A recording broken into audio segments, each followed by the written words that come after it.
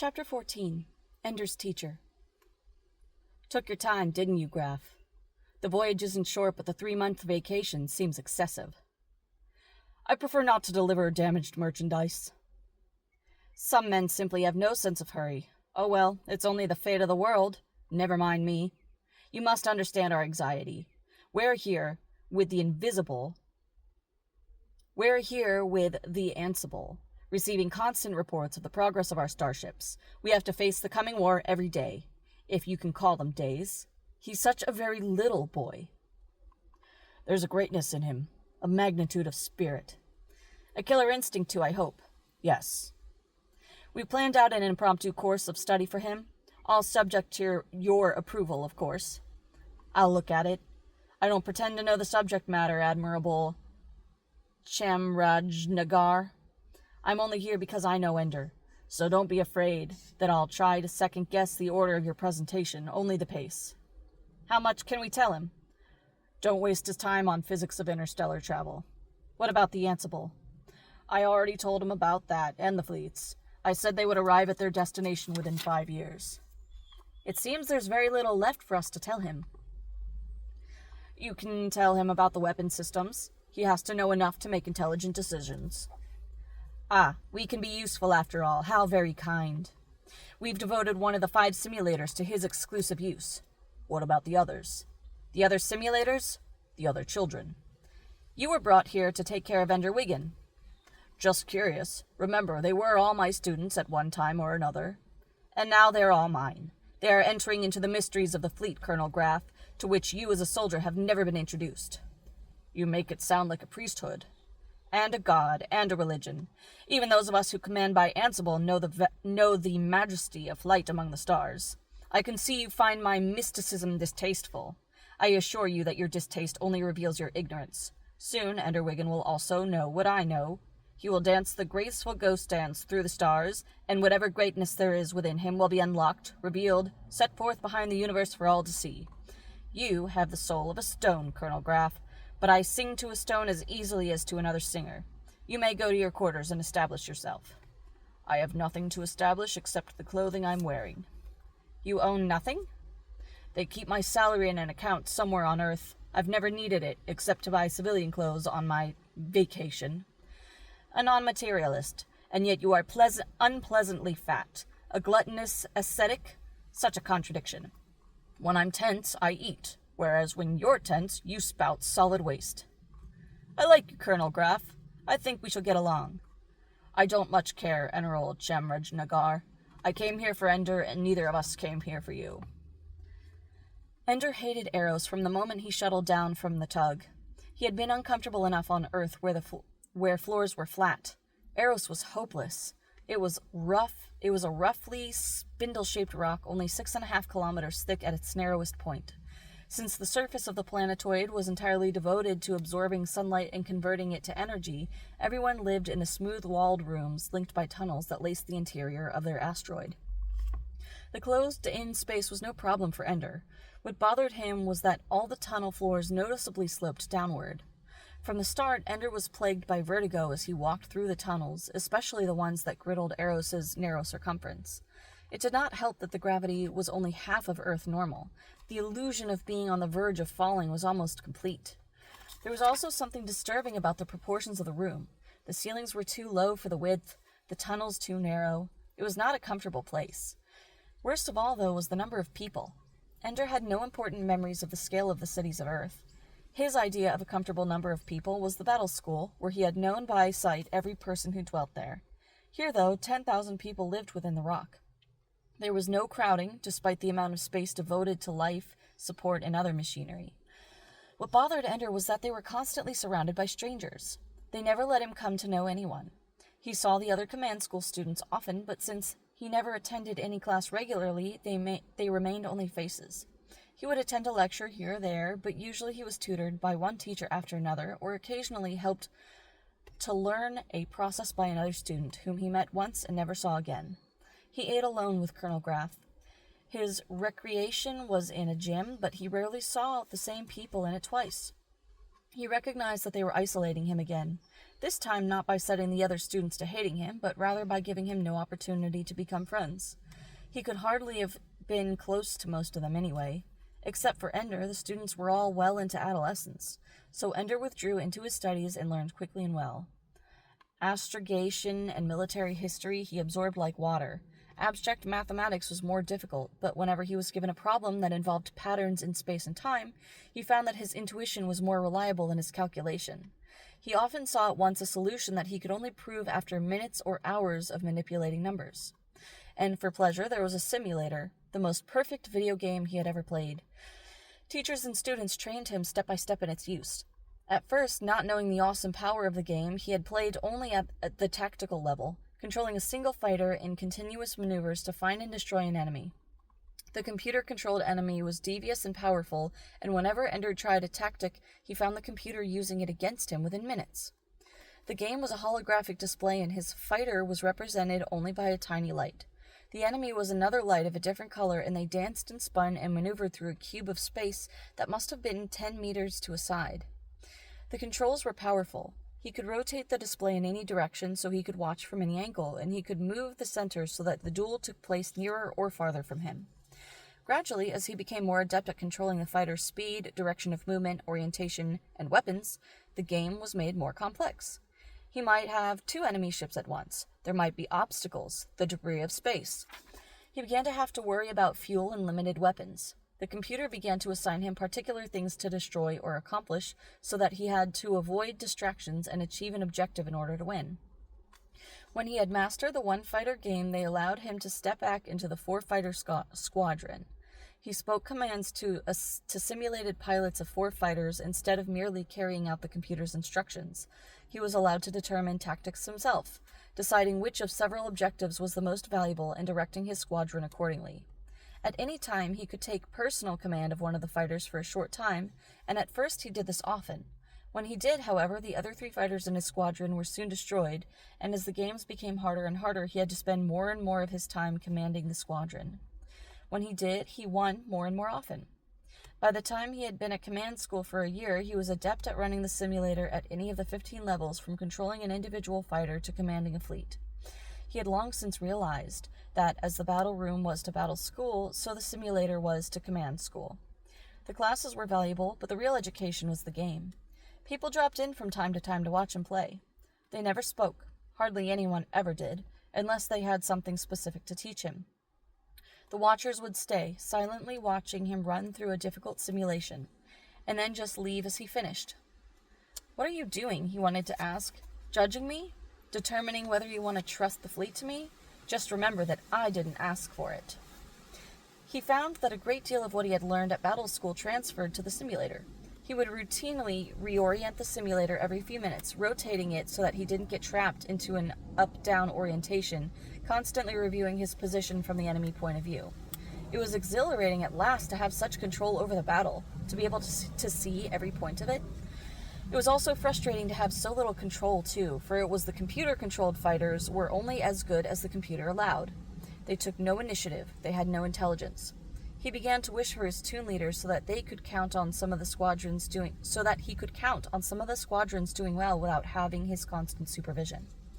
At the end of his first year, he was winning every battle on the simulator, and played the game as if the machine were a natural part of his body. One day, eating a meal with Graf, he asked, "Is that all the simulator does?" "Is what all?" "The way it plays now. It's easy, and it hasn't got any harder for a while." "Oh." Graf seemed unconcerned, but then Graf always seemed unconcerned. The next day, everything changed. Graf went away, and in his place they gave Ender a companion. He was in the room when Ender awoke in the morning. He was an old man sitting cross-legged on the floor. Ender looked at him expectantly, waiting for the man to speak. He said nothing. Ender got up and showered and dressed, content to let the man keep silence if he wanted. He had long since learned that when something unusual was going on, something that was part of someone else's plan and not his own, he would find out more information by waiting than by asking. Adults almost always lost their patience before Ender did. The man still hadn't spoken when Ender was ready and went to the door to leave the room. The door didn't open. Ender turned to face the man sitting on the floor. He looked to be about 60, by far the oldest man Ender had ever seen on Eros. He had a day's growth of white whiskers that grizzled his face only slightly less than his close-cut hair. His face sagged a little, and his eyes were surrounded by creases and lines. He looked at Ender with an expression that bespoke only apathy. Ender turned back to the door and tried again to open it. "All right," he said, giving up. "Why is the door locked?" The old man continued to look at him blankly. "So, this is a game," thought Ender. "Well, if they want me to go to class, they'll unlock the door. If they don't, they won't. I don't care." Ender didn't like games where the rules could be anything and the objective was known to them alone, so he wouldn't play. He refused to get angry. He went through a relaxing exercise as he leaned on the door, and soon he was calm again. The old man continued to watch him impassively. It seemed to go on for hours, Ender refusing to speak, the old man seeming to be a mindless mute. Sometimes Ender wondered if he were mentally ill, escaped from some medical ward somewhere in Eros, living out some insane fantasy here in Ender's room. But the longer it went on, with no one coming to the door, no one looking for him, the more certain he became that this was something deliberate, meant to discomfort him. Ender did not want to give the old man the victory. To pass the time, he began to do exercises. Some were impossible without the gym equipment, but others, especially from his personal defense class, he could do without any aids. The exercises moved him around the room. He was practicing lunges and kicks. One move took him near the old man, and as he had come near him before, but this time the old claw shot out and seized Ender's left leg in the middle of the kick. It pulled Ender off his feet and landed him heavily on the floor. Ender leapt to his feet, immediately furious. He found the old man sitting calmly cross-legged, not breathing heavily, as if he never moved. Ender stood poised to fight, but the other's immobility made it impossible for Ender to attack. What, kick the old man's head off? And then explain to Graf, "Oh, the old man kicked me, and I had to get even." He went back to his exercises. The old man kept watching.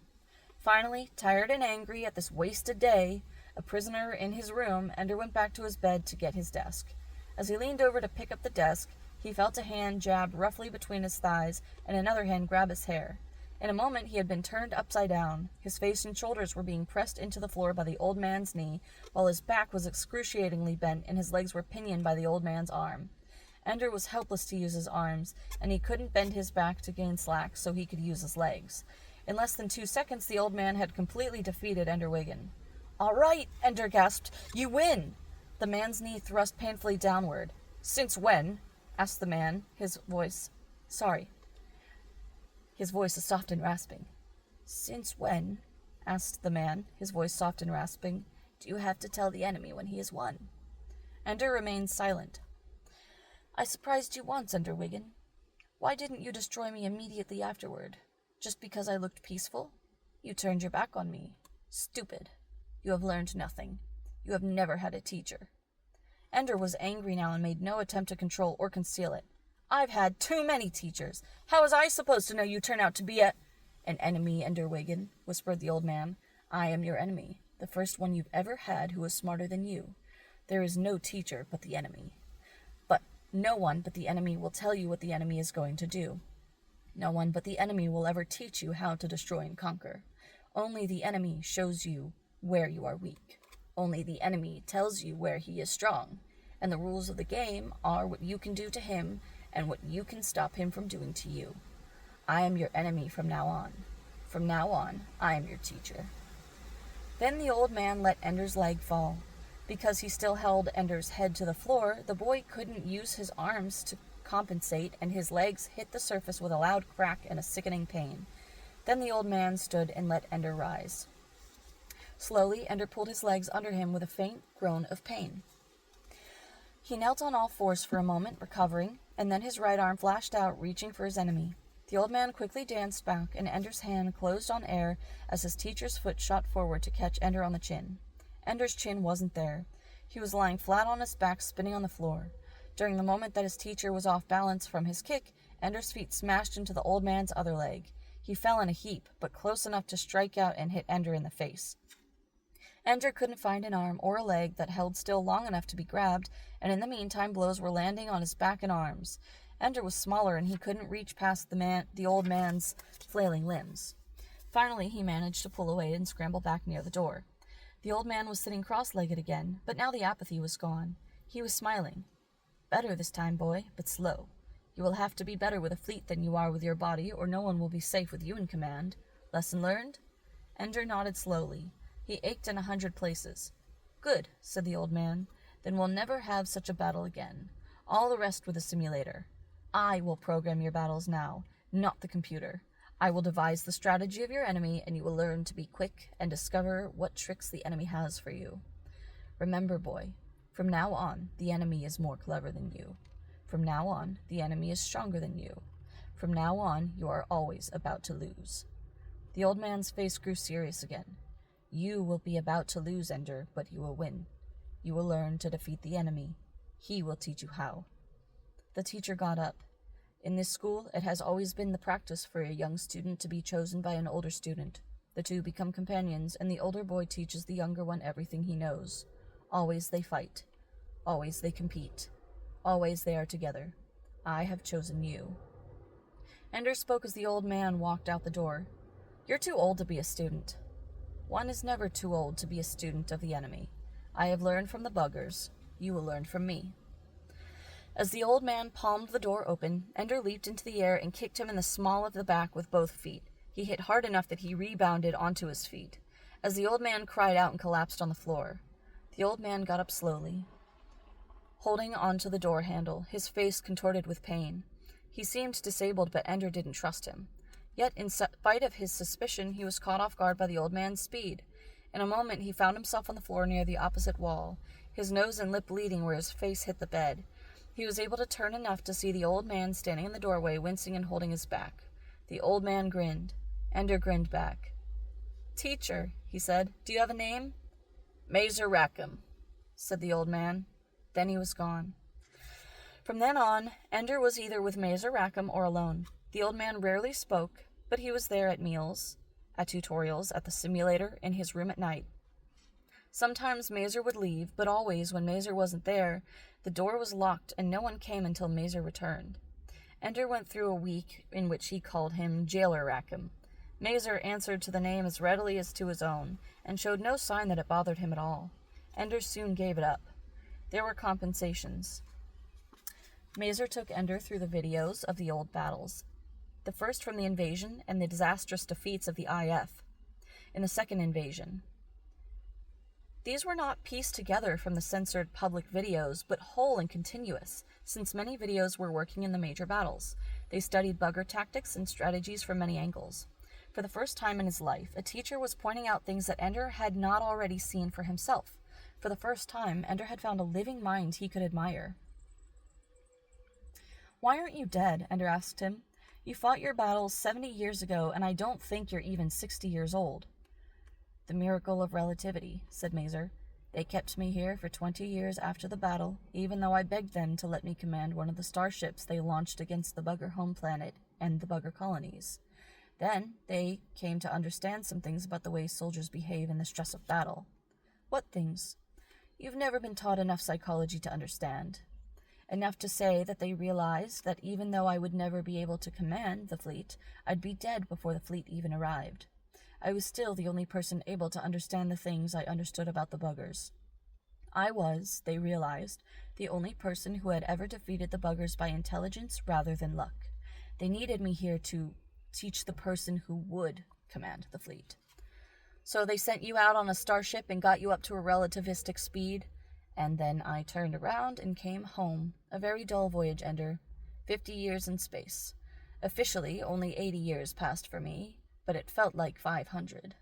All so I could teach the next commander everything I knew. Am I to be the commander then?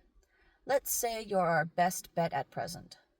There are others being prepared too? No. That makes me the only choice then, doesn't it? Mazer shrugged.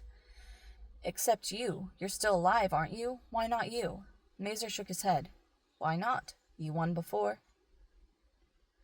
Or why not? You won before. I cannot be the commander for good and sufficient reasons. Show me how you beat the buggers, Mazer. Mazer's face went inscrutable. You've shown me every other battle 7 times at least. I think I've seen ways to beat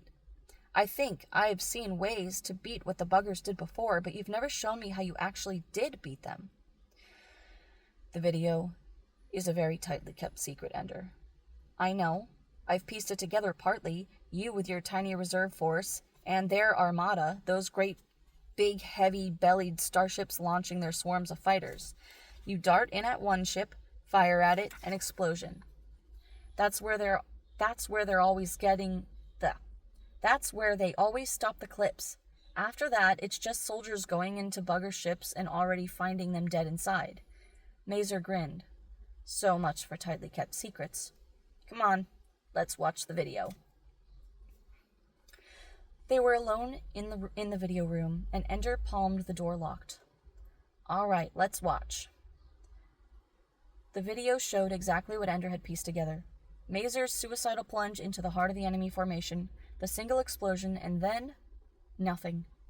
Mazer's ship went on, dodged the shock wave, and wove his way among the bugger ships. They did not fire on him. They did not change course. Two of them crashed into each other and exploded, a needless collision that either pilot could have avoided. Neither made the slightest movement. Mazer sped up the action, skipped ahead. We waited for 3 hours, he said. Nobody could believe it. Then the IF ships began approaching the bugger starships. Marines began their cutting and boarding operations. The videos showed the buggers already dead at their posts. So you see, said Mazer, you already knew all there was to see. Why did it happen? Nobody knows. I have my personal opinions, but there are plenty of scientists who tell me I'm less than qualified to have opinions. You're the one who won the battle. I thought that qualified me to comment too, but you know how it is. Xenobiologists and xenopsychologists can't accept the idea that a star pilot scooped them by sheer guesswork. I think they all hate me because, after they saw these videos, they had to live out the rest of their natural lives here on Eros. Security, you know. They weren't happy. Tell me. The buggers don't talk. They think to each other, and it's instantaneous, like the Philotic effect, like the Ansible. But most people always thought that meant a controlled communication, like language. I think you a thought, and then you answer me. I've never believed that. It's too immediate. The way they respond together to things. You've seen the videos. They aren't conversing and deciding among possible courses of action. Every ship acts like a part of a single organism. It responds the way your body responds during combat, different parts automatically, thoughtlessly, doing everything they're supposed to. They aren't having a mental conversation between people with different thought processes. All their thoughts are present together at once. A single person in each bugger is like a hand or a foot? Yes. I wasn't the first person to suggest it, but I was the first person to believe it. And something else.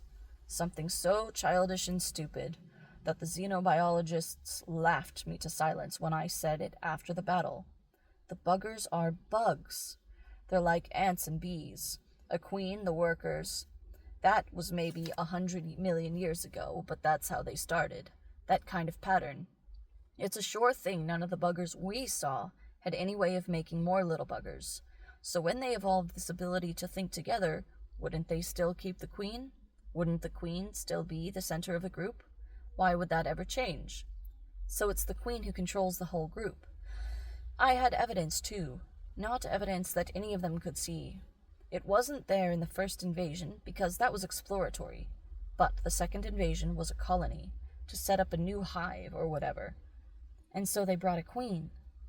The videos of the second invasion when they were destroying our fleets out in the comet shell, he began to call them up to display buggers, patterns.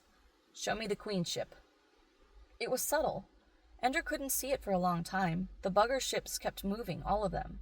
There was no obvious flagship, no apparent nerve center, but gradually as Mazer played the videos over and over again, Ender began to see the way that all the movements focused on, radiated from a center point. The center point shifted, but it was obvious after he looked long enough that the eyes of the fleet, the eye of the fleet, the perspective from which all the decisions were being made, was one particular ship. He pointed it out. You see it, I see it. That makes two people out of all of those who have seen this video, but it's true, isn't it? They make that ship move just like any other ship. They know it's their weak point. But you're right, that's the queen. And then you'd think that when you went for it, they would have immediately focused all their power on you. They could have blown you out of the sky. I know. That part I don't understand. Not that they didn't try to stop me, they were... Wait.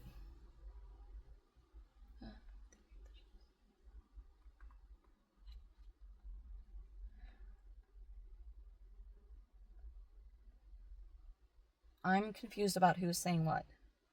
Okay. You see it, I see it. That makes two people out of all those who have seen the video, but it's true, isn't it? They make that ship move just like any other ship. They know it's their weak point. But you're right, that's the Queen. And then you'd have to think that when you went for it, they would have immediately focused all their power on you. They could have blown you out of the sky. I know. That part I don't understand. Not that they didn't try to stop me. They were firing at me, but it's as if they couldn't believe until it was too late that I would actually kill the Queen. Maybe in their world, queens are never killed, only captured, only checkmated. I did something they didn't think an enemy would ever do. And when she died, the others all died. No, they just went stupid. The first ships we boarded, the buggers were still alive, organically, but they didn't move, didn't respond to anything. Even when our scientists vivisected some of them to see if we could learn a few more things about buggers. After a while, they all died. No will. There's nothing in those little bodies when the Queen is gone. Why don't they believe you? Because we didn't find a queen. She got blown to pieces. Fortunes of war. Biology takes second place to survival, but some of them are coming around to my way of thinking. You can't live in this place without the evidence staring you in the face. What evidence is there on Eros? Ender, look around you. Human beings didn't carve the major battles of the second invasion. Some of their subordinates were able to do real damage to the bugger fleet. But what about when our invasion reaches them? Will we just get the Queen again? The buggers didn't learn interstellar travel by being dumb. That was a strategy that could work only once. I suspect that we'll never get near a Queen unless we actually make it to their home planet. After all, the Queen doesn't have to be with them to direct a battle. The Queen only has to be present to have little baby buggers. The second invasion was a colony. The Queen was coming to populate the Earth, but this time, no, that won't work. We'll have to beat them fleet by fleet. And because they have the resources of dozens of star systems to draw on, my guess is they'll outnumber us by a lot in every battle. Ender remembered his battle against two armies at once, and I thought they were cheating. When the real war begins, it'll be like that every time, and there won't be any gate I can go for. We've only got two things going for us, Ender. We don't have to aim particularly well. Our weapons have great spread. Then we aren't using the nuclear missiles from the first and second invasions? Dr. Device is much more powerful. Nuclear weapons, after all, were weak enough to be used on Earth, one at a time. The little doctor could never be used on a planet. Still, I wish I'd had one during the second invasion. How does it work? I don't know. Not well enough to build one. At the focal point of two beams, it's set up a field in which molecules can't hold together anymore. Electrons can't be shared. How much physics do you know at that level? We spend most of our time on astrophysics, but I know enough to get the idea. The field spreads out like a sphere, but it gets weaker the farther it spreads. Except that where it actually runs into a lot of molecules, it gets stronger and starts over. The bigger ship, the stronger in a new field. So each time the field hits the ship, it sends out a new sphere. And if the ships are too close together, it can set up a chain that wipes them all out. Then the field dies down, the molecules come back together, and where you had a ship, you now have a lump of dirt with a lot of iron molecules in it. No radioactivity, no mess, just dirt. We may be able to trap them close together on their first battle, but they learn fast. They'll keep their distance from each other. So Dr. Device isn't a missile. I can't shoot around corners. That's right. Missiles wouldn't do any good now. But we learned a lot from them in the first invasion, but they also learned from us. How to set up ecstatic shield, for instance. The little doctor penetrates the shield as if it weren't there. You can't see the shield to aim and focus on the beams, but since the generator of the ecstatic shield is always in the exact center, it isn't hard to figure out. Why haven't I ever been trained with this? You always have. We just let the computer tend to do it for you. Your job is to get into a superior strategic position and choose a target. The shipboard computers are much better at aiming the doctor than you are. Why is it called Dr. Device? When it was developed, it was called a Molecular Detachment Device, MD device. Ender still didn't understand. MD, the initials stand for medical doctor too. MD device, therefore, doctor device. It was a joke. Ender didn't see what was funny about it. They had changed the simulator. He could still control the perspective and the degree of detail, but there were no ship's controls anymore. Instead, it was a new panel of levers, a small handset with earphones, and a small microphone. The technician who was waiting there quickly explained how to wear the headset. "But how do I control the ships?" asked Ender. Mazer explained. He wasn't going to control ships anymore. "You've reached the next phase of your training. You have experience in every level of strategy, but now it's time for you to concentrate on commanding an entire fleet. As you worked with toon leaders in battle school, so now you will work with the squadron leaders. You have been assigned 36 such leaders to train. You must teach them intelligent tactics. You must learn their strengths and limitations. You must make them into a whole." "When will they come here?" "They're already in place in their own simulators. You will speak to them through the headset. The new levers on your control panel enable you to see from the perspective of any of your squadron leaders. This more closely duplicates the conditions you might encounter in a real battle, where you will know what all your ships can see." "How can I work with squadron leaders I never see?" "And why would you need to see them?" "To know who they are, how they think." "You'll learn who they are and how they think from the way they work with the simulator. But even so, I think you won't be concerned. They're listening to you right now. Put on the headset so you can hear them." Ender put on the headset. "Salam," said a whisper in his ears. "A lie," said Ender. "And me, the dwarf." "Bean!"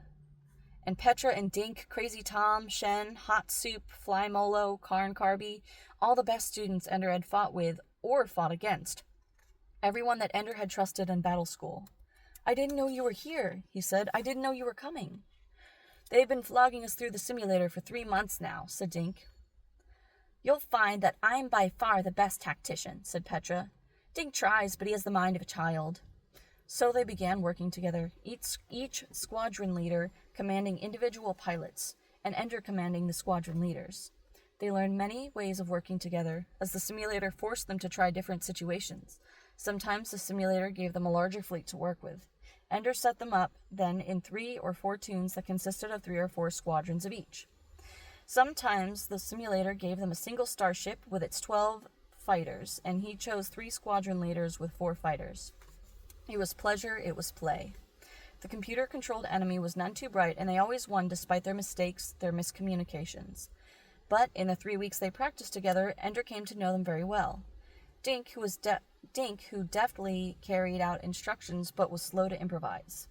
Bean, who couldn't control large groups of ships effectively but could use a few like a scalpel, reacting beautifully to anything the computer threw at him. Eli, who was almost as good a strategist as Ender and could be entrusted to do well with half the fleet and only vague instructions. The better Ender knew them, the faster he could deploy them, and the better he could use them, so that the simulator would display the situation on the screen. In that moment, Ender learned for the first time what his own fleet would consist of and how the enemy fleet was deployed. It took him only a few minutes now to call the squadron leaders that he needed, assign them to certain ships or groups of ships, and give them their assignments. Then, as the battle progressed, he would skip from one leader's point of view to another, making suggestions and occasionally giving orders as the need arose. Since the others could only see their own battle perspective, he would sometimes give them orders that made no sense to them, but they too learned to trust Ender. If he told them to withdraw, they withdrew, knowing that either they were in an exposed position or their withdrawal might entice the enemy to a weakened posture. They also knew that Ender trusted them to do as they judged best when he gave them no orders. If their style of fighting were not right for the situation they were placed in, Ender would not have chosen them for that assignment. The trust was complete. The working of the fleet quick and responsive. And at the end of 3 weeks, Mazer showed him a replay of their most recent battle, only this time from the enemy's point of view. "This is what he saw as you attacked. What does this remind you of? The quickness of response, for instance. We look like a bugger fleet. You match them, Ender. You're as fast as they are. And here, look at this." Ender watched as all his squadrons moved at once, each responding to its own situation, all guided by Ender's overall command, but daring, improvising, feinting, attacking with an independence no bugger fleet had ever shown. The bugger hive mind is very good, but it can only concentrate on a few things at once. All your squadrons can concentrate a keen intelligence on what they're doing, and what they've been assigned to do is also guided by a clever mind. So you see that you do have some advantages. Superior, though not irresistible weaponry, comparable speed, and greater available intelligence. These are your advantages. Your advantage is that you will always be Your disadvantage is that you will always be outnumbered. And after each battle, your enemy will learn more about you, how you fight, and those changes will be put into effect instantly. So Ender waited for his conclusion. So, Ender, we will now begin your education. We have programmed the computer to simulate the kinds of situations we might expect in encounters with the enemy.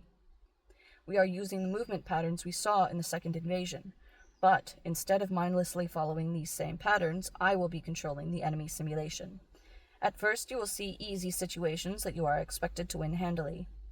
Learn from them, because I will always be there, one step ahead of you, programming more difficult and advanced patterns into the computer so that your next battle is more difficult, so that you are pushed to the limit of your abilities. And beyond? The time is short. You must learn as quickly as you can. When I gave myself to starship travel just so I would still be alive, when you appeared, my wife and children all died, and my grandchildren were my own age when I came back. I had nothing to say to them. I was cut off from all the people that I loved, everything I knew, living in this alien catacomb, and forced to do nothing of importance but teach student after student, each one so hopeful, each one ultimately a weakling, a failure. I teach, but no one learns. You too have great promise like so many students before you, but the seeds of failure may be in you too. It's my job to find them, to destroy you if I can, and believe me, Ender, if you can be destroyed, I can do it. So I'm not the first. No, of course you're not. But you're the last. If you don't learn, there will be no time to find anyone else. So I have hope for you, if only because you are the only one left to hope for. What about the others, my squadron leaders? Which of them is fit to take your place? A lie. Be honest.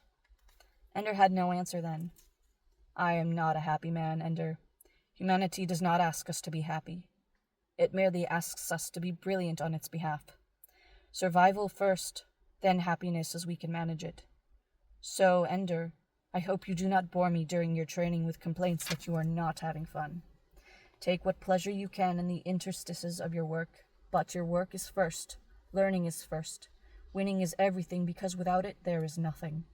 When you can give me back my dead wife, Ender, then you can complain to me about what this education costs you.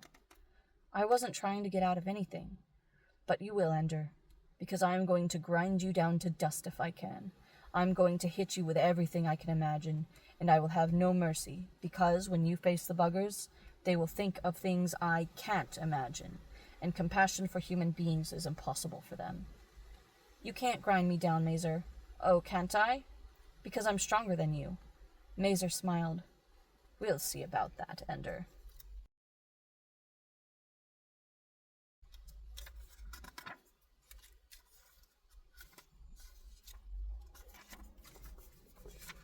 I'm just trying to quickly see if I should keep reading.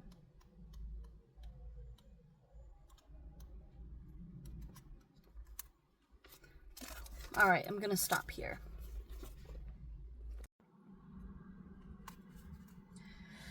Mazer wakened him before morning. The clock said 0340, and Ender felt groggy as he padded along the corridor behind Mazer. Early to bed and early to rise, Mazer intoned, makes a man stupid and blind in the eyes. He had been dreaming that buggers were vivisecting him, only instead of cutting open his body, they were cutting up his memories and displaying them like holographs and trying to make sense of them. It was a very odd dream, and Ender couldn't easily shake loose of it, even as he walked through the tunnels to the simulator room. The buggers tormented him in his sleep, and Mazer wouldn't leave him alone when he was awake. Between the two of them, he had no rest. Ender forced himself awake. Apparently, Mazer meant it when he said he meant to break Ender down, and forcing him to play when tired and sleepy was just the sort of cheap and easy trick Ender should have expected. Well, today it wouldn't work. He got to the simulator and found his squadron leaders already on the wire waiting for him. There was no enemy yet, so he divided them into two armies and began a mock battle, commanding both sides so he could control the test that each of his leaders was going through. They began slowly, but soon were vigorous and alert. The simulator field went blank and the ships disappeared and everything changed at once. At the near edge of the simulator field, they could see the shapes, drawn in a holographic light, of the 3 starships from the human fleet. Each would have 12 fighters. The enemy, obviously aware of the human presence, had formed a globe with a single ship at the center. Ender was not fooled. It would not be a queen ship. The buggers outnumbered Ender's fighter force by 2 to 1, but they were also grouped much closer together than they should have been. Dr. Device would be able to do much more damage than the enemy expected. Ender selected one starship, made it blink in the simulator field, and spoke into the microphone. Alai, this is yours. Assign Petra and Vlad to the fighters as you wish. He assigned the other 2 starships with the fighter forces except for 1 fighter from each starship that he reserved for Bean. Slip the wall and get below them, Bean, unless they start chasing you. Then run back to the reserves for safety. Otherwise, get in a place where I can call on you for quick results. Alai, form your force into a compact assault Alai, form your force into a compact assault at one point on their globe. Don't fire until I tell you. This is maneuver only. This one's easy, Ender, said Alai. It's easy, so why not be careful? I like to do this without the loss of a single ship. Ender grouped his reserves into 2 forces that shadowed Alai at a distance. Bean was already off the simulator, though Ender occasionally flipped to Bean's point of view to keep track of where he was. It was Alai, however, who played the delicate game with the enemy. He was in a bullet-shaped formation and probed the enemy globe. Wherever he came near, the bugger ships pulled back as if to draw him in toward the ship in the center. Alai skimmed to the side. The bugger ships kept up with him, withdrawing wherever he was close, returning to the sphere pattern when he had passed. Feint, withdraw, skim the globe to another point, withdraw again, feint again, and then Ender said, Go on, Alai. His bullet started in while he said to Ender, You know they'll just let me through and surround me and eat me alive. Just ignore that ship in the middle. Whatever you say, boss. Sure enough, the globe had begun to contract. Ender brought the reserves forward. The enemy ships concentrated on the side of the globe near the reserves. Attack them there where they're most concentrated, Ender said. This defies 4,000 years of military history, said Alai, moving his fighters forward. We're supposed to attack where we outnumber them. In this simulation, they obviously don't know what our weapons can do. It'll only work once, but let's make it spectacular. Fire at will. Alai did. The simulation responded beautifully. First 1 or 2, then a dozen, then most of the enemy ships exploded in dazzling light as the field leapt from ship to ship in the tight formation. Stay out of the way, Ender said. The ships on the far side of the globe formation were not affected by the chain reaction, but it was a simple matter to hunt them down and destroy them. Bean took care of stragglers that tried to escape toward his end of space. The battle was over. It had been easier than most of their recent exercises. Mazer shrugged when Ender told him so. This is a simulation of a real invasion. There had to be one battle in which they didn't know what we could do. Now your work begins. Try not to be too arrogant about the victory. I'll give you the real challenges soon enough. Ender practiced 10 hours a day with his squadron leaders, but not all at once. He gave them a few hours in the afternoon to rest. Simulated battles under Mazer's supervision came every 2 to 3 days. And as Mazer had promised, they were never so easy again. The enemy quickly abandoned its attempts to surround Ender and never again grouped its forces closely enough to allow a chain reaction. There was something new every time, something harder. Sometimes Ender had only a single starship and 8 fighters. Once the enemy dodged through an asteroid belt. Sometimes the enemy left stationary traps, large installations that blew up if Ender brought one of his squadrons too close, often crippling or destroying some of Ender's ships. You cannot absorb losses, Mazer shouted at him after one battle. When you get into a real battle, you won't have the luxury of an infinite supply of computer-generated fighters. You'll have what you brought with you and nothing more. Now, get used to fighting without unnecessary waste. It was an unnecessary waste, Ender said. I can't win battles if I'm so terrified of losing a ship that I never take any risks. Mazer smiled. Excellent, Ender, you're beginning to learn. But in a real battle, you would have superior officers and, worst of all, civilians shouting those things at you. Now, if the enemy had been at all bright, they would have caught you here and taken Tom's squadron. Together, they went over the battle in the next practice. Ender would show his leaders what Mazer had shown him, and they'd learn to cope with it the next time they saw it. They thought they had been ready before, they had worked smoothly together as a team. Now, though, having fought through real challenges together, they all began to trust each other more than ever, and battles became exhilarating. They told Ender that the ones who weren't actually playing would come into the simulator rooms and watch. Ender imagined what it would be like to have his friends there with him, cheering or laughing or gasping with apprehension. Sometimes he thought it would be a great distraction, but other times he wished for it with all his heart. Even when he had spent his last days lying out into the sunlight on a raft on a lake, he had not been so lonely. Mazer Rackham was his companion, was his teacher, but was not his friend. He made no complaint, though. Mazer had told him that there would be no pity, and his private unhappiness meant nothing to anyone.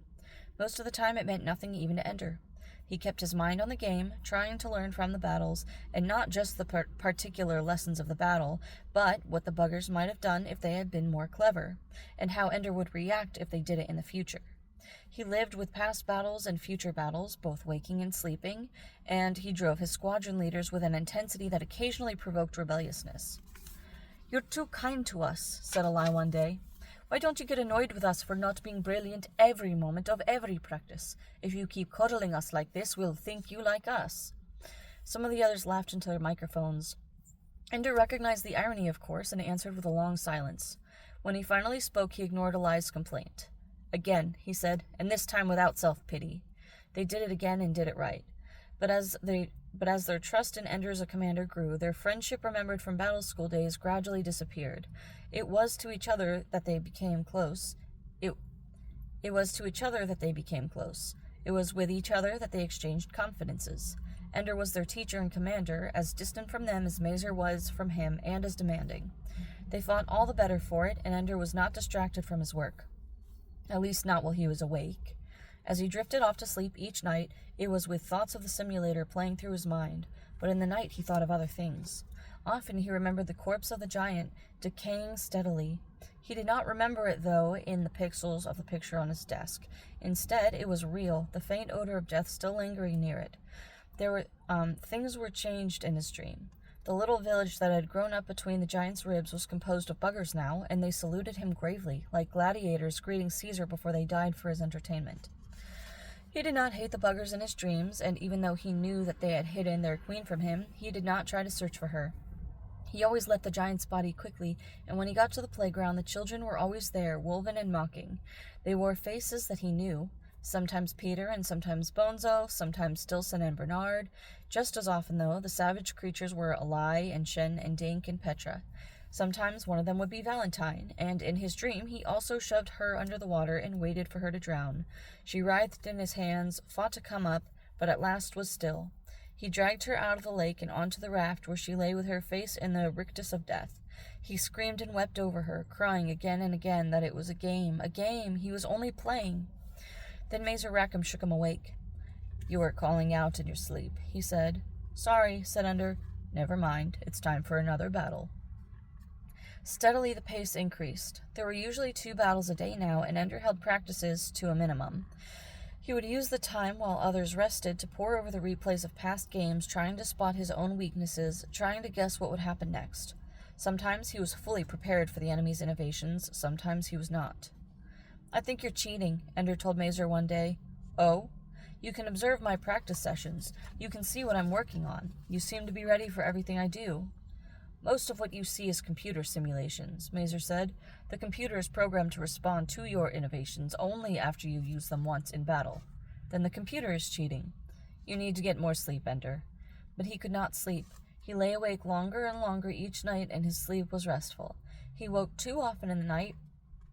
Whether he was waking up to think more about the game or to escape from his dreams, he wasn't sure. It was as if someone rode him in his sleep, forcing him to wander through his worst memories, to live them again as if they were real. Nights were so real that days began to seem dreamlike to him. He began to worry that he would not think clearly enough, that he would be too tired when he played. Always when the game began, the intensity of it awoke him, but if his mental abilities began to slip, he wondered, would he notice it? And he seemed to be slipping. He never had a battle anymore in which he did not lose at least a few fighters. Several times the enemy was able to trick him into exposing more weakness than he meant to. Other times the enemy was able to wear him down by attrition until his victory was as much a matter of luck as strategy. Mazer would go over the game with a look of contempt on his face. "Look at this," he would say. "You didn't have to do this." And Ender would return to practice with his leaders, trying to keep up their morale, but sometimes letting slip his disappointment with their weakness. The fact that they made mistakes. "Sometimes we make mistakes," Petra whispered to him once. It was a plea for help. "And sometimes we don't," Ender answered her. If she got help, it would not be from him. He would teach, let her find her friends among the others. Then came a battle that nearly ended in disaster. Petra led her force too far. They were exposed, and she discovered it in a moment when Ender wasn't with her. In only a few moments she had lost all but 2 of her ships. Ender found her then, ordered her to move them to a certain direction. She didn't answer. There was no movement, and in a moment those fighters too would be lost. Ender knew at once that he had pushed her too hard. Because of her brilliance, he had called on her to play far more often and under much more demanding circumstances than all but a few of the others. But he had no time now to worry about Petra or to feel guilty about what he had done to her. He called on Crazy Tom to command the 2 remaining fighters, then went on, trying to salvage the battle. Petra had occupied a key position, and now all of Ender's strategy came apart. If the enemy had not been too eager and clumsy in exploiting their advantage, Ender would have lost. But Shin was able to catch a group of the enemy in too tight a formation and took them out with a single chain reaction. Crazy Tom brought his 2 surviving fighters in through the gap and caused havoc with the enemy, and though his ships and Shen's as well were finally destroyed, Fly Molo was able to mop up and complete the victory. At the end of the battle, he could hear Petra crying out, trying to get a microphone. "Tell him I'm sorry. I was just so tired I couldn't think. That was all. Tell Ender I'm sorry." She was not there for the next 2 practices, and she did come back. And when she did come back, she was not as quick as she had been, not as daring. Much of what had made her a good commander was lost. Ender couldn't use her anymore except in routine, closely supervised assignments. She was no fool. She knew what had happened. But she also knew Ender had no other choice and told him so. The fact remained that she had broken, and she was far from being the weakest of his squad leaders. It was a warning. He could not press his commanders more than they could bear. Now, instead of using his leaders whenever he needed their skills, he had to keep in mind how often they had fought. He had to spell them off, which meant that sometimes he went into battle with commanders he trusted a little less. As he eased the pressure off on them, he increased the pressure on himself. Late one night, he woke up in pain. There was blood on his pillow and the taste of blood in his mouth. His fingers were throbbing, and he saw that in his sleep he had been gnawing on his own fist. The blood was still flowing smoothly. "Mazer," he called. Rackham woke up and called at once for a doctor. As the doctor treated the wound, Mazer said, "I don't care how much you eat, Ender. Self-cannibalism won't get you out of the school." "I was asleep," Ender said. "I don't want to get out of command school." "Good." "The others, the ones who didn't make it." "What are you talking about?" "Before me, your other students who didn't make it through the training. What happened to them?" "They didn't make it, that's all. We don't punish the ones who fail. They just don't go on. Like Bonzo?" "Bonzo?"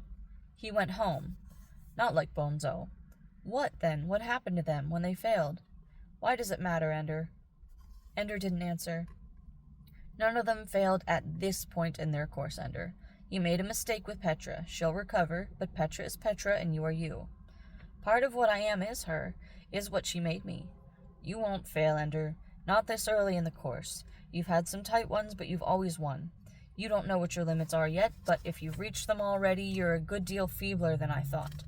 "Do they die?" "Who? The ones who fail?" "No, they don't die. Good heavens, boy, you're playing games." "I think that Bonzo died. I dreamed about it last night. I remember the way he looked after I jammed his face in with my head. I think I must have pushed his nose back into his brain. The blood was coming out of his eyes. I think he was dead right then. It was a dream."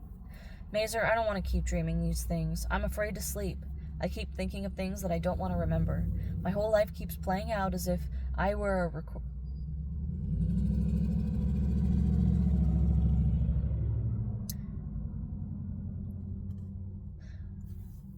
My whole life keeps playing out as if I were a recorder and someone else wanted to watch the most terrible parts of my life."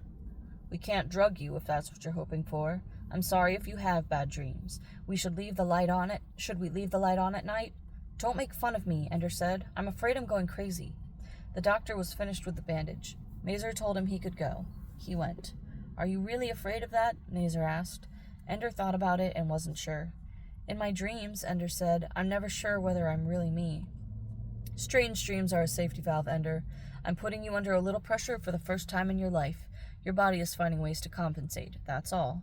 You're a big boy now. It's time to stop being afraid of the night. All right, Ender said. He decided then that he would never tell Mazer about his dreams again. The day wore on, with battles every day, until at last Ender settled into a routine of the destruction of himself. He began to have pains in his stomach. They put him on a bland diet, but soon he didn't have an appetite for anything at all. Eat, Mazer said, and Ender would mechanically put food in his mouth. But if nobody told him to eat, he didn't eat. 2 more of his squadron leaders collapsed in the way that Petra had. The pressure on the rest became all the greater. The enemy outnumbered them by 3 to 4 to 1 in every battle now. The enemy also retreated more readily when things went badly, regrouping to keep the battle going longer and longer. Sometimes battles lasted for hours before they finally destroyed the last enemy ship. Ender began rotating his squadron leaders within the same battle, bringing in fresh and rested ones to take the place of those who were beginning to get sluggish. You know, said Bean one time, as he took over the command of Hot Soup's 4 remaining fighters, this game isn't quite as fun as it used to be. Then one day in practice, as Ender was drilling his squadron leaders, the room went black, and he woke up on the floor with his face bloody where he had hit the controls. They put him to bed, and for 3 days he was very ill. He remembered seeing faces in his dreams, but they weren't real faces, and he knew it even while he thought he saw them.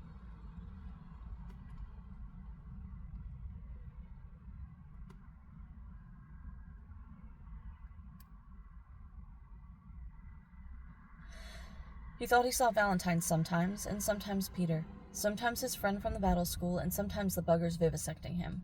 Once it seemed very real when he saw Colonel Graff bending over him, speaking softly to him, like a kind of father. But then he woke up and found only his enemy, Mazer Rackham. I'm awake, said Ender. So I see, Mazer answered. Took you long enough. You have a battle today. So Ender got up, fought the battle, and won it. But there was no second battle that day, and they let him go to bed earlier. His hands were shaking as he undressed. During the night, he thought he felt hands touching him gently, hands with affection in them and gentleness. He dreamed he heard voices. You haven't been too kind to him. That wasn't the assignment. How long can he go on? He's breaking down. Long enough, it's nearly finished. So soon? A few days, and then he's through. How will they do when he's already like this? Fine. Even today, he fought better than ever. In his dream, the voices sounded like Colonel Graff and Mazer Rackham, but that was the way dreams were. The craziest things could happen because he dreamed he heard one of the voices saying, I can't bear to see what this is doing to him. And the other voice answered, I know, I love him too. And then they changed into Valentine and Eli, and in his dream they were burying him. Only a hill grew up where they laid his body down. And he dried out and became a home for buggers like the giant was. All dreams. If there was love or pity for him, it was only in his dreams. He woke up and fought another battle and won. Then he went to bed and slept again and dreamed again, and then he woke up and won again and slept again, and he hardly noticed when waking became sleeping, nor did he care. The next day was his last day in command school, though he didn't know it. Mazer Rackham was not in the room with him when he woke up.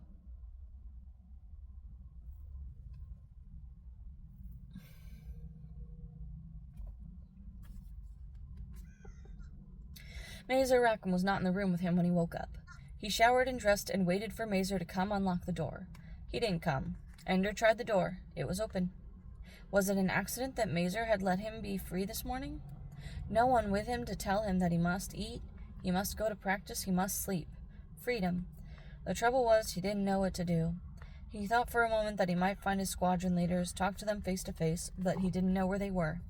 They could be 20 kilometers away for all he knew, so after wandering through the tunnels for a little while, he went to the mess hall and ate breakfast near a few Marines who were telling dirty jokes.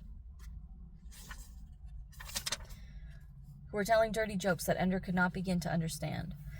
Then he went to the simulator room for practice. Even though he was free, he could not think of anything else to do. Mazer was waiting for him. Ender walked slowly into the room. His step was slightly shuffling, and he felt tired and dull. Mazer frowned. Are you awake, Ender? There were other people in the simulator room. Ender wondered why they were here, but didn't bother to ask. It wasn't worth asking. No one would tell him anyway. He walked to the simulator controls and sat down, ready to start. Ender Wiggin, said Mazer, please turn around. Today's game needs a little explanation. Ender turned around. He glanced at the men gathered at the back of the room. Most of them he had never seen before. Some were even dressed in civilian clothes. He saw Anderson and wondered what he was doing there and who was taking care of the battle school while he was gone. He saw Graf and remembered the lake in the woods outside Greensboro and wanted to go home. "Take me home," he said silently to Graf. "In my dream you said you loved me. Take me home." But Graf only nodded to him, a greeting, not a promise, and Anderson acted as though he didn't know him at all. "Pay attention, please, Ender. Today is your final examination in command school. These observers are here to evaluate what you have learned. If you prefer not to have them in the room, we'll have them watch on another simulator. They can stay. Final examination. After today, perhaps he could rest. For this to be a fair test of your ability, not just to do what you have practiced many times, but also to meet challenges you have never seen before. Today's battle introduces a new element. It is staged around a planet. This will affect the enemy's strategy and will force you to improvise. Please concentrate on the game today." Ender beckoned Mazer closer and asked him quietly, "Am I the first student to make it this far?" "If you win today, Ender, you will be the first student to do so. More than that, I'm not at liberty to say." "Well, I'm at liberty to hear it. You can be as petulant as you want tomorrow. Today, though, I'd appreciate it if you would keep your mind on the examination. Let's not waste all that you've already done. Now, how will you deal with the planet?" "I have to get someone behind it, or it's a blind spot." "True. And the gravity is going to affect fuel levels. Cheaper to go down than up." "Yes. Does the little doctor work against the planet?" Mazer's face went rigid. "Ender, the buggers never deliberately attacked a civilian population in either invasion. You decide whether it would be wise to adopt a strategy that would embed reprisals." "Is the planet the only new thing? Can you remember the last time I've given you a battle with only one new thing? Let me assure you, Ender, that I will not be kind to you today. I have a responsibility to the fleet to not let a second-rate student graduate. I will do my best against you, Ender, and I have no desire to coddle you. Just keep in mind everything you know about yourself and everything you know about the buggers, and you have a fair chance of amounting to something." Mazer left the room. Ender spoke into the microphone. "Are you all there?" "All of us," said Bean. "Kinda late for practice this morning, aren't you?" So, they hadn't told the squadron leaders. Ender toyed with the idea of telling them how important this battle was to him, but decided it would not help them to have an extraneous concern on their minds. "Sorry," he said, "I overslept." They laughed. They didn't believe him. He led them through maneuvers, warming them up for the battle ahead. It took him longer than usual to clear his mind, to concentrate on command, but soon enough he was up to speed, responding quickly, thinking well. Or at least, he told himself, "I think that I'm thinking well." The simulator field cleared. Ender waited for the game to appear. What will happen if I pass the test today? Is there another school? Another year or two of grueling training? Another year of isolation? Another year of people pushing me this way and that, and another year without any control over my own life? He tried to remember how old he was. 11. How many years ago did he turn 11? How many days? It must have happened here at command school, but he couldn't remember the day. Maybe he didn't even notice it at the time. Nobody noticed it except perhaps Valentine. As he waited for the game to appear, he wished he could simply lose it. Lose the battle badly, and so badly and so completely they would remove him from training, like Bonzo, and let him go home. Bonzo had been assigned to Cartagena. He wanted to see travel orders that said Greensboro. Success meant it would go on. Failure meant that he could go home. "No, that isn't true," he told himself. "They need me, and if I fail, there might not be any home to return to." But he did not believe it. In his conscious mind, he knew it was true, but in other places, deeper places, he doubted that they needed him. Mazer's urgency was just another trick, just a way to make me do what they want me to do, another way to keep me from resting, from doing nothing for a long, long time. Then the enemy formations appeared, and Ender's weariness turned to despair. The enemy outnumbered him 1,000 to 1. The simulator glowed green with them. They were grouped into a dozen different formations, shifting positions, changing shapes, moving in seemingly random patterns through the simulator field. He could not find a path through them. A space that seemed open would close suddenly and another appear, and a formation that seemed penetrable would suddenly change and be forbidding. The planet was at the far edge of the field, and for all Ender knew, there were just as many enemy ships beyond it out of the simulator's range. As for his own fleet, it consisted of 20 starships, each with only 4 fighters. He knew the 4 fighter starships. They were old-fashioned, sluggish, and the range of their little doctors was half that of the newer ones. 80 fighters against at least 5,000, perhaps 10,000 enemy ships. He heard his squadron leaders breathing heavily. He could also hear from the observers behind him a quiet curse. It was nice to know that one of the adults noticed that this test wasn't fair. Not that it made any difference. Fairness wasn't part of the game. That was plain. There was no attempt to give him even a remote chance at success. All that I've been through, and they never meant to let me pass at all. He saw in his mind Bonzo and his vicious little knot of friends confronting him, threatening him. He had been able to shame Bonzo into fighting him alone. That would hardly work here, and he could not surprise the enemy with his ability as he had done with the older boys in the battle room. Mazer knew Ender's abilities inside and out. The observers behind him began to cough, to move nervously. They were beginning to realize that Ender didn't know what to do. I don't care anymore, thought Ender. You can keep your game. If you won't even give me a chance, why should I play? Like his last game in battle school when they put 2 armies against him. And just as he remembered that game, apparently Bean remembered it too, for his voice came over the headset saying, "Remember, the enemy's gate is down."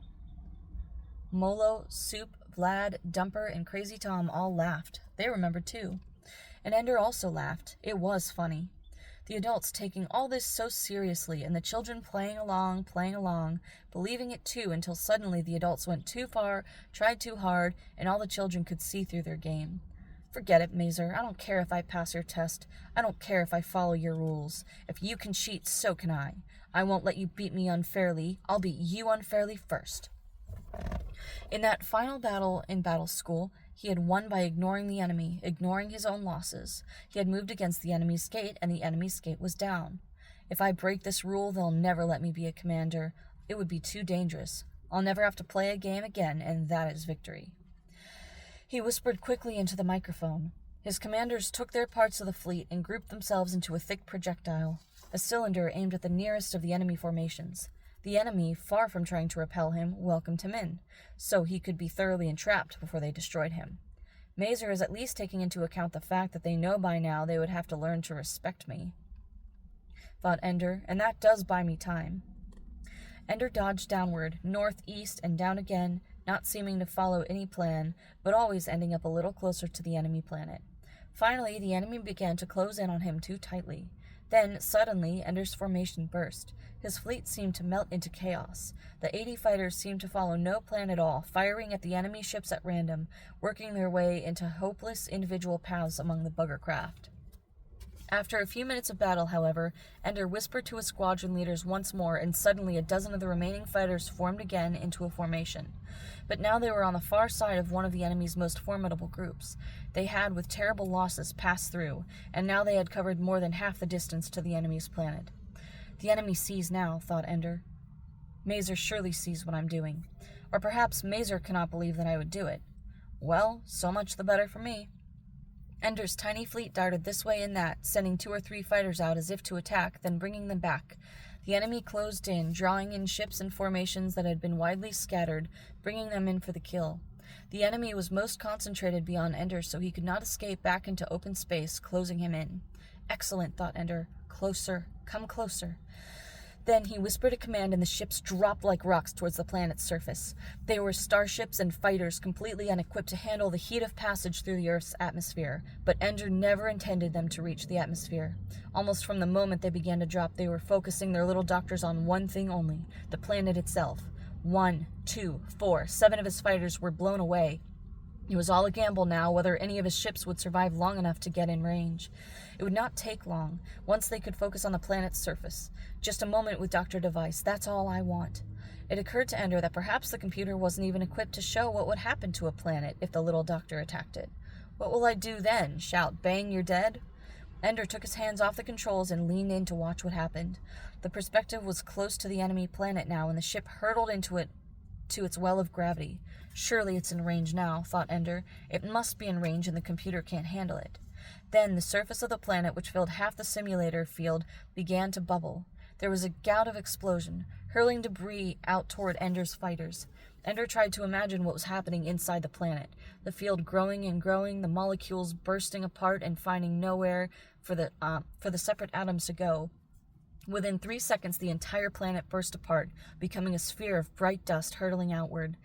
Ender's fighters were among the first to go. Their perspective suddenly vanished, and now the simulator could only display the perspective of the starships waiting beyond the edges of the battle. It was as close as Ender wanted to be.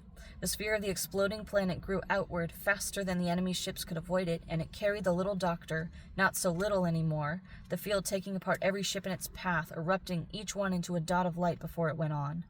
Only at the very periphery of the simulator did the MD field awaken. 2 or 3 enemy ships were drifting away. Ender's own starships did not explode, but where the vast enemy fleet had been, and the planet they protected, there was nothing meaningful. A lump of dirt was growing as gravity drew much of the debris downward again. It was glowing hot and spinning visibly. It was also much smaller than the world had been before. Much of its mass was now a cloud still floating outward. Ender took off his headphones, filled with the cheers of his squadron leaders, and only then realized that there was just as much noise in the room with him. Men in uniform were hugging each other, laughing, shouting. Others were weeping. Some knelt or lay prostrate, and Ender knew they were caught up in prayer. Ender didn't understand. It all seemed wrong. They were supposed to be angry. Colonel Graff detached him from the others and came to Ender. Tears streamed down his face, but he was smiling. He bent over, reached out his arms, and to Ender's surprise embraced him, held tightly, and whispered, Thank you, Ender. Thank God for you, Ender." The others soon came too, shaking hands and congratulating him. He tried to make sense of this. Had he passed the test after all? It was his victory, not theirs, and a hollow one at that, a cheat. Why did they act as if he had won with honor? The crowd parted, and Mazer Rackham walked through. He came straight to Ender and held out his hand. "You made the hard choice, boy, all or nothing. End them or end us. But heaven knows there was no other way you could have done it. Congratulations, you beat them and it's all over." All over? Beat them? Ender didn't understand. "I beat you." Mazer laughed, a loud laugh that filled the room. "Ender, you never played me. You never played a game since I became your enemy." Ender didn't get the joke. He had played a great many games at a terrible cost to himself. He began to get angry. Mazer reached out and touched his shoulder. Ender shrugged him off. Mazer then grew serious and said, "Ender, for the past few months, you have been the battle commander of our fleets. This was the 3rd invasion. There were no games. The battles were real, and the only enemy you fought was the buggers. You won every battle, and today you finally fought them at their homeworld, where the Queen was. All the queens from all their colonies. They were all there, and you destroyed them completely. They'll never attack us again. You did it. You. Real, not a game." Ender's mind was too tired to cope with it all. They weren't just points of light in the air. They were real ships that he had fought with, and real ships he had destroyed, and a real world that he had blasted into oblivion. He walked through the crowd, dodging their congratulations, ignoring their hands, their words, their rejoicing. When he got to his own room, he stripped off his clothes, climbed into bed, and slept.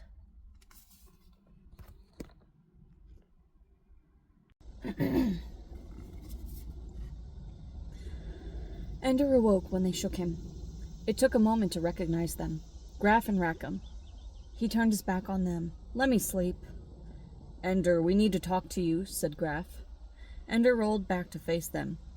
"They've been playing out the videos on Earth all day, all night since the battle yesterday." Yesterday?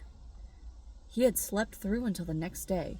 "You're a hero, Ender. They've seen what you did, you and the others. I don't think there's a government on Earth that hasn't voted you their highest medal." "I killed them all, didn't I?" Ender asked. "All who?" asked Graff. "The buggers? That was the idea." Mazer leaned in close. "That's what the war was for. All their queens, so I killed all their children, all of everything. They decided that when they attacked us. It wasn't your fault. It's what had to happen." Ender grabbed Mazer's uniform and hung on to it, pulling him down so they were face to face. "I didn't want to kill them all. I didn't want to kill anybody. I'm not a killer. You didn't want me, you bastards. You wanted Peter, but you made me do it. You tricked me into it." He was crying. He was out of control. "Of course we tricked you into it. That's the whole point," said Graff. "It had to be a trick or you couldn't have done it. It's the bind we were in.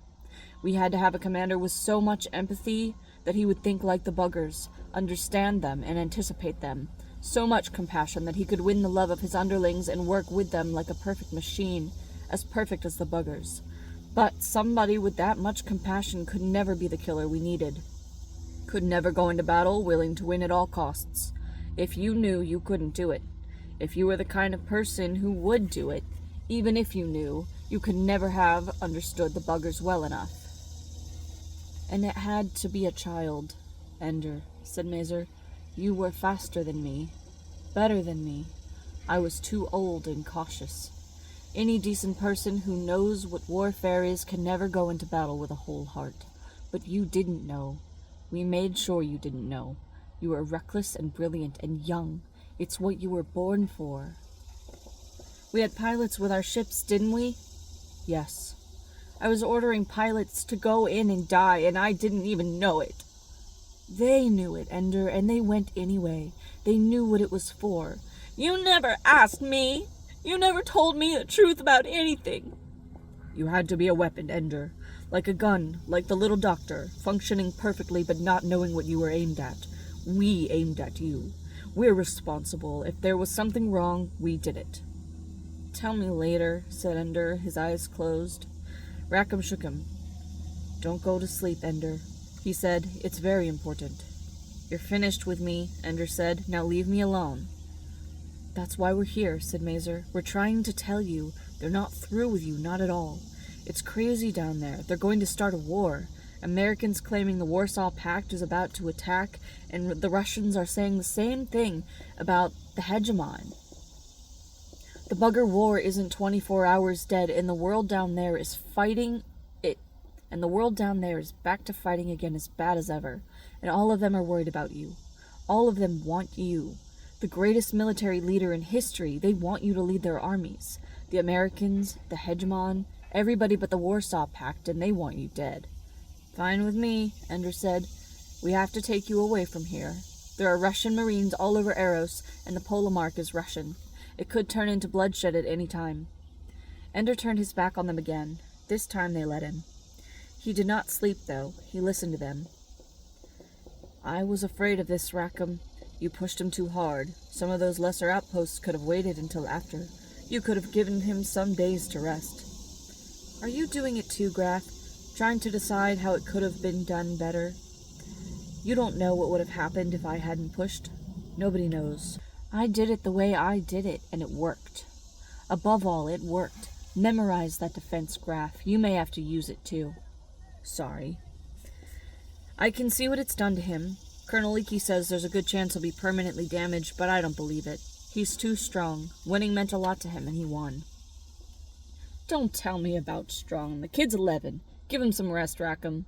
Things haven't exploded yet. We can post a guard outside his door. Or post a guard outside another door and pretend it's his. Whatever. They went away. Ender slept again. Time passed without touching Ender except with glancing blows. Once he awoke for a few minutes with something pressing in his hand, pushing downward on it with a dull, insistent pain. He reached over and touched it. It was a needle passing in the vein. He tried to pull it out, but it was taped on and he was too weak. Another time he awoke in the darkness to hear people near him murmuring and cursing. His ears were ringing with the loud noise that had awakened him. He did not remember the noise. Get the lights on, someone said, and another time he thought he heard someone crying softly near him. It might have been a single day, it might have been a week. From his dreams, it could have been months. He seemed to pass through lifetimes in his dreams, through the giant's drink again, past the wolf children, reliving the terrible deaths, the constant murders. He heard a voice whispering in the forest. You had to kill the children to get to the end of the world. And he tried to answer, I never wanted to kill anybody. Nobody ever asked me if I wanted to kill anybody. But the forest laughed at him. And when he leapt from the cliff at the end of the world, sometimes it was not clouds that caught him, but a fighter that carried him to a vantage point near the surface of the bugger's world so he could watch, over and over, the eruption of death when Dr. Device set off a reaction on the planet's face. Then closer and closer until he could watch individual buggers explode, turn to light, then collapse into a pile of dirt before his eyes. And the queen surrounded by infants. Only the queen was mother, and the infants were Valentine and all the children he had known in battle school. and one of them had Bonzo's face, and he lay there bleeding through the eyes and nose, saying, "You have no honor." And always the dream ended with a mirror or a pool of water or the metal surface of a ship, something that would reflect his face back to him. At first it was always Peter's face, with blood and a snake's tail coming from the mouth. After a while, though, it began to be his own face, old and sad, with eyes that were grieved for a billion murders. But they were his own eyes, and he was content to wear them. That was the world Ender lived in for many lifetimes during the 5 days of the League War. When he awoke again, he was lying in the darkness. In the distance, he could hear the thump-thump of explosions. He listened for a while, then he heard a soft footstep. He turned over and flung out a hand to grasp whoever was sneaking up on him. Sure enough, he caught someone's clothing and pulled him down toward his knees, ready to kill him if need be. "Ender, it's me!" He knew the voice. It came out of his memory as if it were 1,000,000 years ago. "Ender, it's me! It's me!" He knew the voice. It came out of his memory as if it were 1,000,000 years ago. A lie? "Salam, pinprick! What were you trying to do, kill me?" "Yes, I thought you were trying to kill me." "I was trying not to wake you up, but at least you have some survival instinct left. The way Mazer talks about it, you were becoming a vegetable." "I was trying to. What's the thumping?" "There's a war going on here. Our section is blacked out to keep us safe." "There's a war going on here. Our section is blacked out to keep us safe." Ender swung his legs out to sit up. He couldn't do it, though. His heart hurt too bad. He winced in pain. "Don't sit up, Ender. It's all right. It looks like we might win. Not all the Warsaw-backed people went with the Bolomark. A lot of them came over when the Strategos told them you were loyal to the IF." "I was asleep." "So he lied. You weren't plotting treason in your dreams, were you? Some of the Russians who came in told us that when the Bolomark ordered them to find you and kill you, they almost killed him. Whatever they made you feel about other people, Ender, they love you. The whole world watched our battles, videos day and night. I've seen some, complete with your voice giving the orders. It's all there. Nothing is censored. Good stuff. You've got a career in the vids." "I don't think so," said Ender. "I was joking. Hey, can you believe it? We won the war. We were so eager to grow up so we could fight in it, and it was us all the time. I mean, we're kids, Ender. And it was us," Eli laughed. "It was you, anyway. You were good, Bosch. I didn't know how you'd get us out of that last one, but you did. You were good." Ender noticed the way he spoke in the past. "I was good." "What am I now, Eli?" "Still good." "At what?" "At anything. There's 1,000,000 soldiers who would follow you to the end of the universe." "I don't want to go to the end of the universe." "So where do you want to go? They'll follow you." "I want to go home," thought Ender, "but I don't know where it is." The thumping went silent. "Listen to that," said Eli. They listened. The door opened. Someone stood there. Someone small. "It's over," he said. It was Bean. As if to prove it, the lights went on. "Ho, Bean," Ender said. "Ho, Ender." Petra followed him in with Dink holding her hand. They came to Ender's bed. "Hey, the hero's awake," said Dink. "Who won?" asked Ender. "We did, Ender," said Bean. "You were there." "He's not that crazy, Bean. He means who won just now." Petra took Ender's hand. "There was a truce on Earth. They've been negotiating for days. They finally agreed to accept the Locke proposal." "He doesn't know about the Locke proposal." "It's very complicated, but what it means here is that the IF will stay in existence, but without the Warsaw Pact in it. So the Warsaw Pact Marines are going home. I think Russia agreed to it because they're facing a revolt of the Islamic states. Everybody's got troubles. About 500 died here, but it was worse on Earth." "The hegemon resigned," said Dink. "It's crazy down there. Who cares?" "You okay?" Petra asked him, touching his head. "You scared us. They said you were crazy, and we said they were crazy." "I'm crazy," said Ender, "but I think I'm okay." "When did you decide that?" asked Eli. "When I thought you were about to kill me, and I decided to kill you first. I guess I'm just a killer to the core, but I'd rather be alive than dead." They laughed and agreed with him. Then Ender began to cry and embraced Bean and Petra, who were closest. "I missed you," he said. "I wanted to see you so bad." "You saw us pretty bad," Petra answered. She kissed his cheek. "I saw you magnificent," Ender said. "The ones I needed most I used up soonest. Bad planning on my part." "Everybody's okay now," said Dink. "Nothing was wrong with any of us that 5 days of cowering in blacked-out rooms in the middle of a war couldn't cure." "I don't have to be your commander anymore, do I?" asked Ender. "I don't want to command anybody again." "You don't have to command anybody," said Dink, "but you're always our commander." Then they were silent for a while. "So what do we do now?" asked Eli. "The bugger war's over, and so's the war down on Earth, and even the war here. What do we do now?" "We're kids," said Petra. "They'll probably make us go to school. It's law. You have to go to school till you're 17.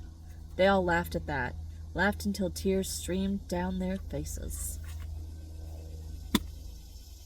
That was chapter 14. We are on our last chapter, chapter 15. And I think there's an epilogue after that.